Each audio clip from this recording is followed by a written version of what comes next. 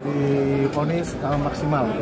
Itu yang perlu kami sampaikan. Terima kasih untuk teman-teman media juga yang selalu mengawal kasus ini hampir 6 bulan kali ya. Bang Lukman. 6 bulan cukup panjang, tetapi secara umum kami puas. Terima kasih juga bahwa tuntutan dan vonisnya dipenuhi.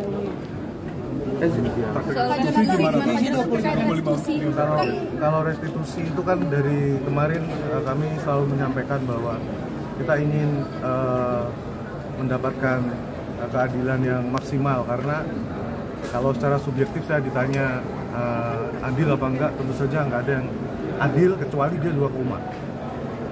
Tetapi seiring berjalannya waktu, karena kita juga harus tertib hukum dan lain-lain, dalil-dalil yang selalu disampaikan kepada saya untuk bisa menerima ini dengan percaya kepada jalur hukum, maka restitusi itu kan hukuman tambahan ya, hukuman tambahan yang jika tidak dipenuhi maka akan ada hukuman pengganti ya, subsidiar atau apa istilahnya gitu.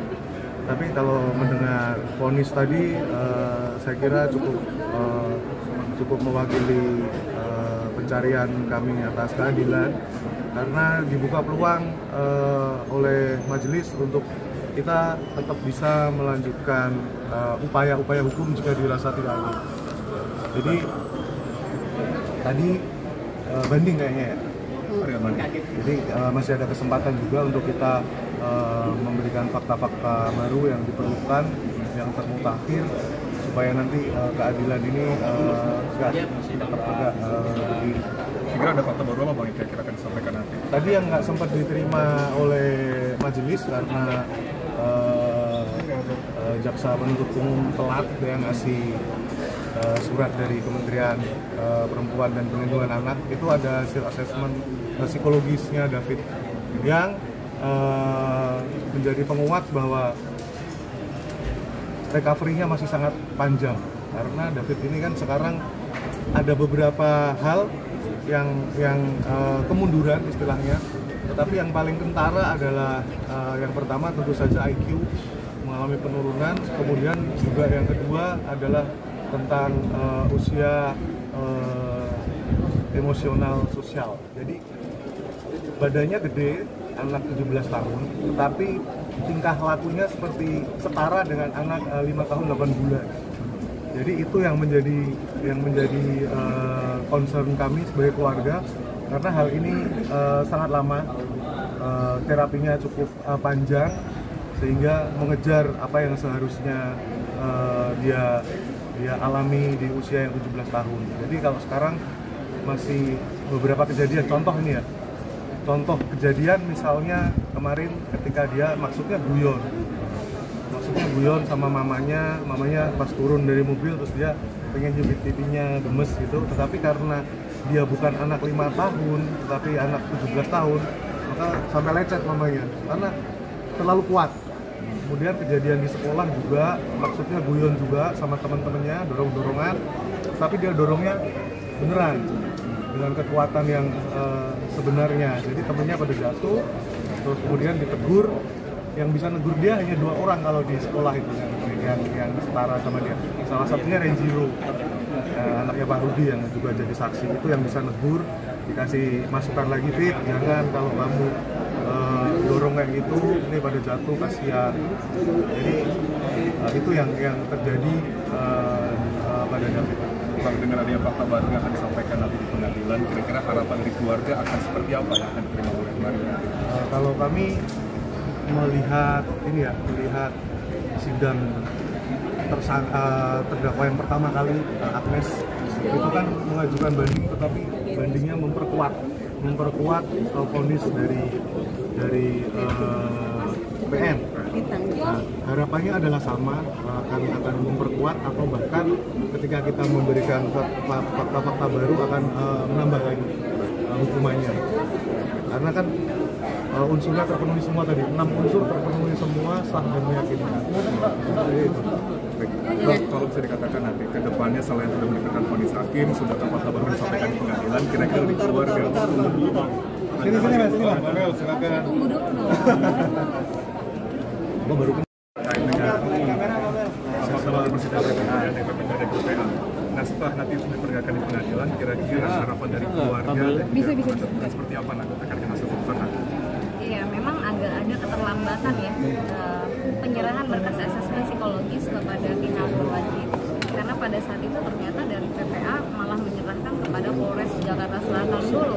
Lalu dari Polres harus diserahkan lagi ke Polda, dari Polda harus ke Jaksa lagi, dari Jaksa ke pengadilan. Memang agak terlambat, ini yang kami kecewakan juga. Tapi tadi karena sudah dinyatakan banding dari Shane, maka berkas itu tentu akan diserahkan juga oleh Jaksa Penuntut Umum dalam proses banding nanti. Di situ juga terlihat bagaimana kondisi psikologis David terkini. Saya rasa itu akan menjadi memperkuat atau malah hukumannya jadi bertambah. Tetapi apapun terkait dengan putusan yang disampaikan majelis hakim terkait Shane ya, kami mengapresiasi putusan dari majelis hakim karena juga disampaikan dalam putusan itu kondisi David memang tidak baik ya. Kondisi David ini sudah benar-benar terpenuhi seluruh unsur penganiayaan berat terencana, semua sudah terpenuhi dan secara sempurna ya, sehingga diputuskanlah sesuai 100% dari tuntutan jaksa. Ya, jadi kami mengapresiasi itu. Terkait restitusi, kami juga serahkan kepada majelis hakim terkait Shane ini. Terkait dengan putusan yang Mario Dendi, tentu luar biasa. Kami melihat putusan hakim ini sudah sangat rinci, sudah sangat detail menggambarkan bagaimana penganiayaan yang dilakukan oleh Mario Dendi kepada David. Bagaimana perencanaan penganiayaan berat terencana, sadis dan kejam, sehingga dari proses hakim memberikan putusan disebutkanlah itu adalah hal yang memberatkan karena perbuatan ini adalah kejam ya. Kemudian tidak ada hal-hal yang meringankan, nol tadi hakim sampaikan.